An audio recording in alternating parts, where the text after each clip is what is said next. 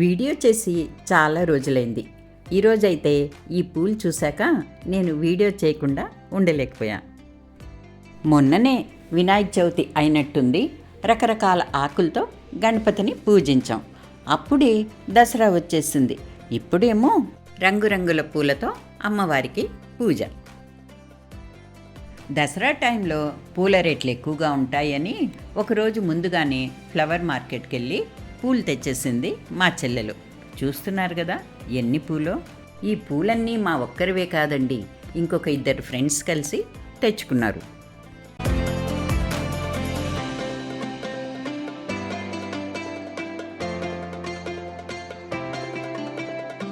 పూజకి పూలు ఎక్కువగా కావాలనుకున్న వాళ్ళు కాస్త ఓపిక తెచ్చుకొని గుడి మల్కాపూర్ పోయారంటే కావలసినన్ని పూలు, అది తక్కువ రేట్లో.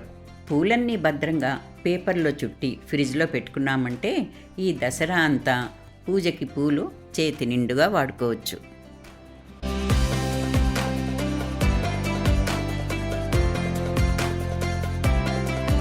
ఈసారి దసరా 11 రోజులు వచ్చింది కదా, అందుకని 11 రకాల పూలైతే తీసుకొచ్చింది.